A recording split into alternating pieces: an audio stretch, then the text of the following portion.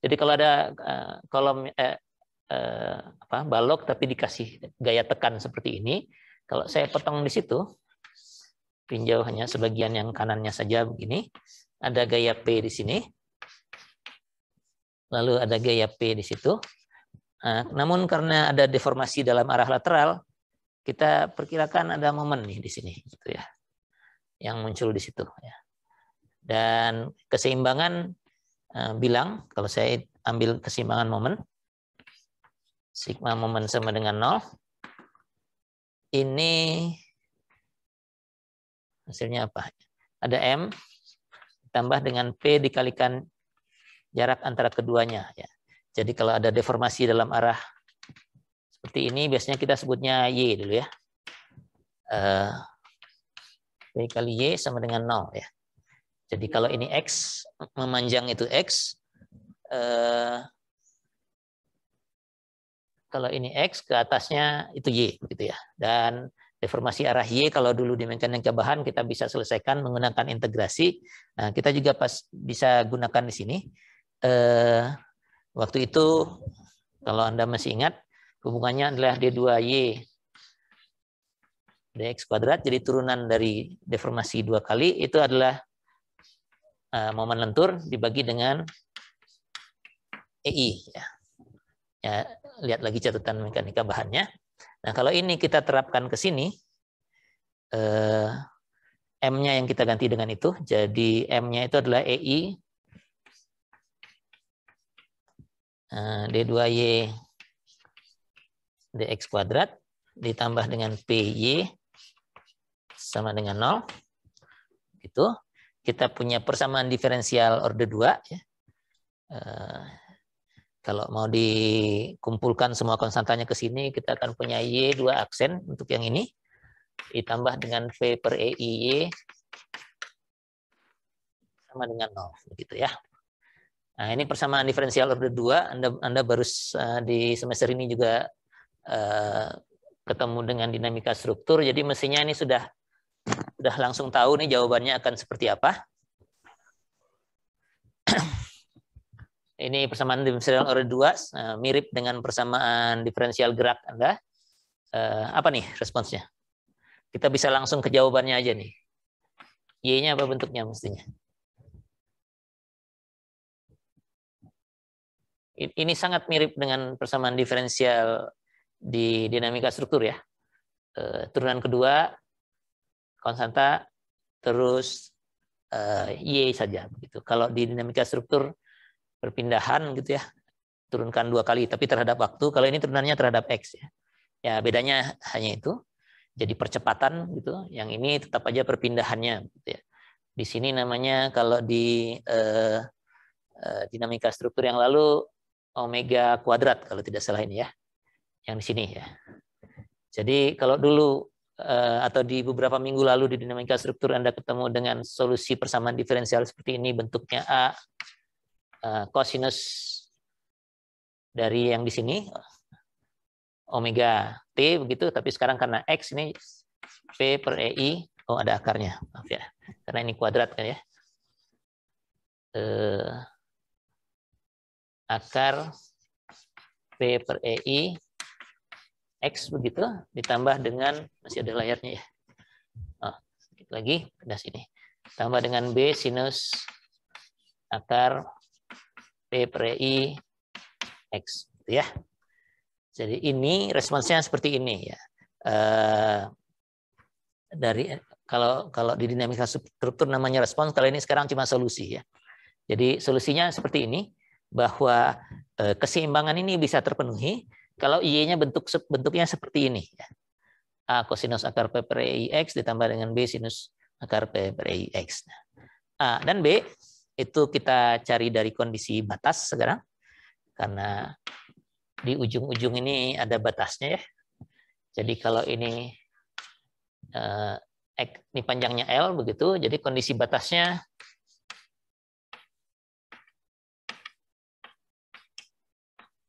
di X sama dengan 0, terserah mau nolnya dari kanan ataupun dari kiri, nggak ada masalah sebenarnya.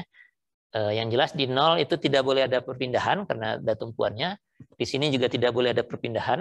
dalam arah vertikal ya, karena Y-nya kan vertikal ini ya. Itu, jadi X sama dengan 0, itu Y-nya mesti 0 ya. Jadi kalau kita masukkan 0 ke sini, sinus 0 sih 0, jadi B-nya udah hilang. Kalau sinus 0 itu 1, jadi ada A di sini, artinya A-nya harus sama dengan 0 ya. Kemudian saat X sama dengan L, ini Y-nya juga harus 0, karena A-nya sudah 0, tinggal yang ini ya.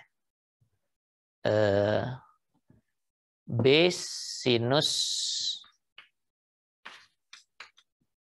akar P per EI X sama dengan 0. Nah, kalau begini solusinya apa?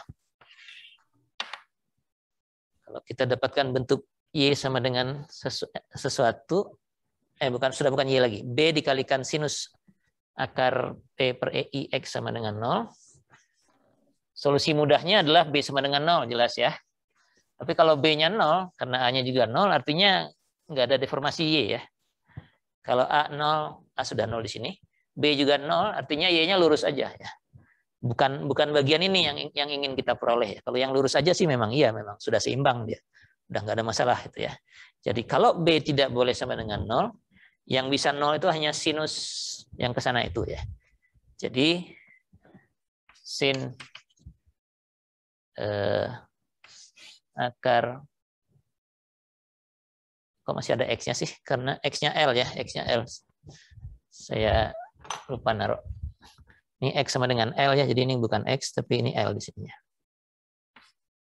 Gitu. Jadi artinya yang harus 0 itu adalah sinus P per EI, sinus akar P per EI kalikan L. Ini yang harus sama dengan 0 ya. Agar B-nya nggak perlu 0. Kapan ini 0? Kapan ini 0? Kapan sinus sesuatu nilainya 0? Kalau akar P per EI L-nya sama dengan berapa? 0. 0, 1, ya. Kalau ini 0, L sih nggak 0 kan ya. E dan I-nya yang juga bukan 0. Paling P-nya yang 0, artinya nggak ada gayanya. Ya nggak, secara fisik nggak ada artinya buat kita. Kalau gayanya nggak ada ya memang batangnya lurus begitu ya. Artinya kita nggak mendapatkan keseimbangan dalam bentuk yang ini nih. Gitu. Kalau bukan 0 berapa lagi? Jadi yang 0 sebenarnya nggak kita inginkan ya. Jawaban yang 0. Sinus itu bisa 0 macam-macam kan kalau argumennya macam-macam. Kalau 0 nggak kita inginkan, yang berikutnya berapa? Bukan Pi ya. Pi terus 2pi, 3pi, dan seterusnya ya. Jadi bisa ditulis sebagai NP aja ya. N sama dengan 1, 2, 3, dan seterusnya ya. Jadi artinya konfigurasi seperti ini, bahwa kalau ditekan terus batangnya membengkok seperti itu, bisa terjadi kalau nilai ini yang memenuhi ini. Gitu ya. Nah, E, I, dan L ini kan parameternya baloknya ya. Panjangnya udah pasti sekian, EI-nya tergantung materialnya sudah jelas. Artinya, dia tuh hanya bisa terjadi seperti ini kalau P-nya memenuhi ini. Jadi kita mau keluarkan, mau dapatkan nilai P-nya. Gitu. Ya. Jadi kalau mau jadi P ini, biar akarnya hilang kita kuadratkan dulu. Jadi yang di sebelah kanan ada N kuadrat, Pi kuadrat. Dari sini ada L kuadrat, pindah ke sini. L kuadrat, begitu ya. N kuadrat. Ini, terus di sini tinggal P per EI. Nah, EI-nya kita pindahkan ke sana. Jadi ini ada EI di sini. Begitu ya. Jadi hanya kalau P-nya bernilai segini. Kalau nggak segini, lurus, batangnya lurus. Ya. Ya. Lurus saja. Jadi hanya di gaya-gaya tertentu saja. Tapi banyak ya. Artinya waktu N sama dengan 1, 2, 3, 4, 5, 6, dan seterusnya sampai tak hingga. Nah, satu hal yang perlu diperhatikan adalah bahwa Y tidak muncul di sini ya. Tidak masalah begitu ya. Kalau kita ingin tahu Y-nya, balikin lagi ke sana. Ini P-nya yang sudah diperoleh. Jadi syaratnya itu di P-nya, bukan di konstantanya. B-nya boleh berapa saja. kalau B-nya boleh berapa saja asal yang ininya 0 ya. Nah, yang sebelah sananya 0 kalau P-nya memenuhi yang ini.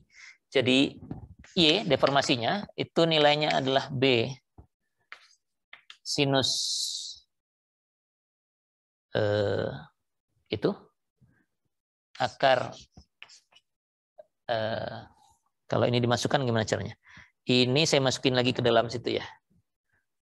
Akar P per EI-nya ini jadinya Pi per L gitu ya.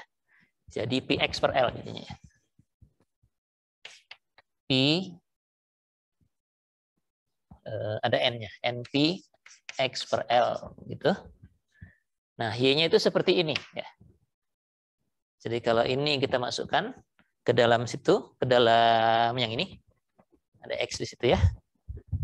Y ini akan memberikan bentuknya. Jadi kalau balok itu saya gambarkan lagi, akibat tekan gitu dia bisa begini. Kalau N-nya 1,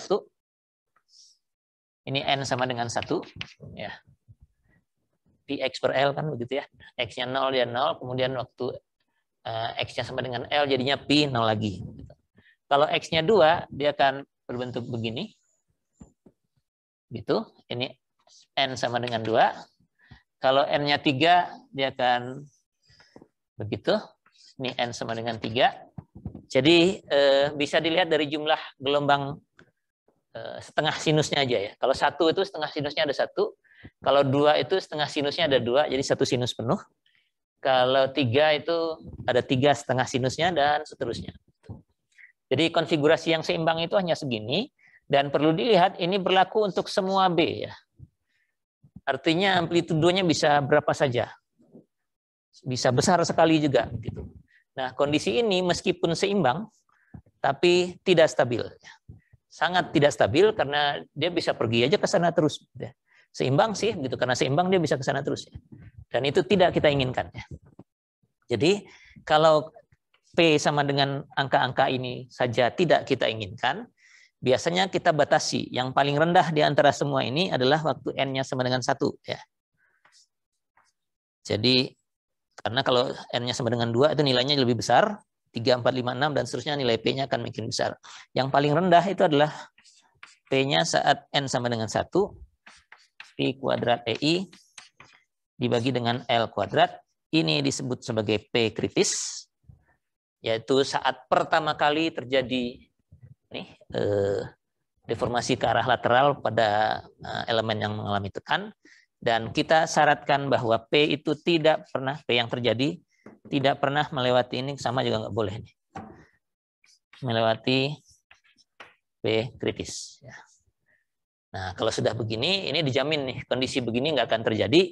Yang terjadi adalah batangnya lurus saja. Ya. Jadi kegagalan karena instabilitas ini tidak boleh terjadi. Lalu nanti didesain elemen tekan ya kita hindari itu. Ya. Kegagalan yang ini kalau di elemen tekan istilahnya disebut sebagai flexural buckling. Karena ada macam-macam buckling nanti ya. Buckling itu terjemahannya tekuk, flexure itu lentur, jadi ini tekuk lentur terjemahannya. Atau labelnya ya FB ya. Flexural buckling. Kegagalan yang paling utama di elemen tekan ya. Begitu. Jadi syaratnya ini bahwa P yang terjadi tidak boleh mencapai P kritis. Nah, kalau kita bicara tegangan, maka gaya P-nya harus dibagi dengan luas dulu ya. Karena tegangan pada elemen tekan itu sama seperti tarik, tinggal dibagi dengan luas. Jadi kalau saya mau bicaranya F kritis, tegangan kritis,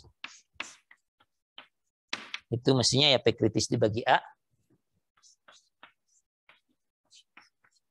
Dan kalau dimasukkan ke sini, jadinya adalah I kuadrat EI per L kuadrat. Terus ada A-nya di situ. Nah, I per A itu sama dengan jari-jari girasi kuadrat ya. R kuadrat itu sama dengan I per A. Jadi bisa dimasukkan ke sana. Sehingga F kritis itu bisa dituliskan sebagai V kuadrat E, tinggal begitu. I per A itu R kuadrat, tapi R kuadrat itu biasanya dipasangkan dengan L ini. Jadi ini dibaginya begini. L per R kuadrat, begitu ya. Karena ini kan harusnya R-nya di atas ya, R kuadratnya di atas, tapi karena digabungkan dengan L ini dibagi begini. Ya.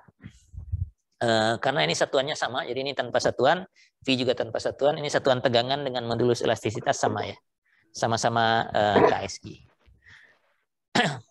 Jadi ini batasannya ya, bahwa tegangan yang terjadi tidak boleh melewati tegangan kritis. Gitu. Nah, sedikit melanjutkan, ini formulasi ini diturunkan oleh Euler dulu ya namanya ya. Euler.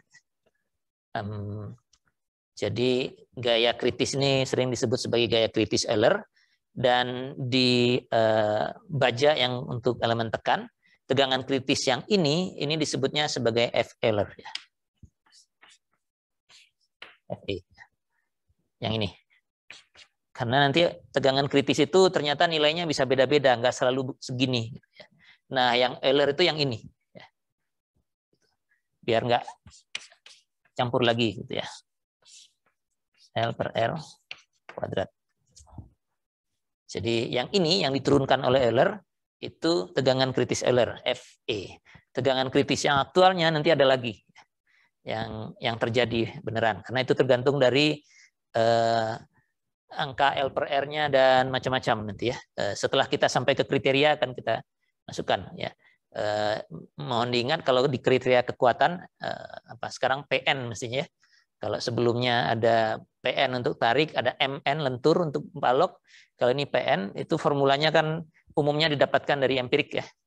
Artinya dari percobaan-percobaan sehingga formulanya bisa panjang sekali dengan segala macam parameter masuk di situ. Nah, nanti F kritisnya juga begitu. F kritisnya akan penuh dengan angka-angka yang kita tidak akan jelaskan di sini dari mana datangnya, tapi aturannya begitu. Gitu ya. Nah, itu nanti F kritis yang digunakan untuk menghitung kekuatan dan mendesain ya. Sedangkan F kritis yang diturunkan secara teoritis ini disebutnya F Euler ya. Oke, nah sedikit lanjutan dari stabilitas yang lalu. Ini satu bab dari mekanika bahan, tapi kita bahas singkat saja di sini. Kalau kondisi ujungnya berbeda, nah nanti bentuk deformasi lateralnya seperti ini, itu juga bakal berbeda ya. Jadi kalau misalnya kolomnya vertikal dan ditahan roll di situ sehingga tidak bisa bergerak kiri kanan gitu, dia akan berdeformasi lateralnya seperti ini gitu ya. Nah, agar formulanya bisa pakai tegangan kritis yang mirip, biasanya ini L-nya itu adalah L yang ini. L kalau di ISC istilahnya ini LC begitu ya. Jadi panjang efektif rasanya. Tapi ininya C ya dari compression ya. Panjang efektif tekannya. Nah, ini adalah L yang keseluruhan dikalikan dengan suatu koefisien K ya. Nah, K ini tergantung dari kedua ujung ini. Jadi kalau sendi-sendi, kolomnya sendi dan sendi, itu K-nya sama dengan 1, karena itu sama persis dengan ini. LC-nya langsung L. Kalau yang begini, sendi jepit, ini K-nya sama dengan 0,7, teoritis ya. Nanti waktu menggunakan dengan aturan ISC, angkanya akan berubah lagi. Ya. Dibuat lebih konservatif ya. Jadi yang ini 0,7, kalau dulu di mekanika bahan selain ini dan ini, kita punya yang satu jepit dan bebas. Kalau satu jepit, satu bebas itu dia akan deformasinya begitu ya. Ujung atas akan pergi aja. Yang ini K-nya sama dengan 2. Dan yang belum apa lagi? Oh, jepit-jepit ya. Kalau dibuat fix, ini fixnya dalam arah lateral saja ya. Dalam arah aksial nggak fix ya, artinya bisa turun gitu ya. Nah, dia deformasinya akan begini. Ini LC-nya LC. Ya, ini LC-nya setengah L. Jadi K-nya ini 0,5 ya. Gitu. Jadi Euler ini FE-nya ini diganti dengan LC dibagi R kuadrat. Jadi L-nya diganti LC karena untuk menyesuaikan dengan kondisi ujung dari kolom-kolom ini. Di aturan AISC yang sebelum yang 2016, istilah LC ini belum dipakai, yang dipakai KL ini. Jadi di slide Anda kelihatannya saya masih pakai yang slide yang saya bagikan masih pakai KL, belum sempat diganti semua ya. Tapi itu maksudnya sama ya. Kalau ditulis L indeks C itu sama dengan K dikalikan L dari atau panjang dari kolom tersebut.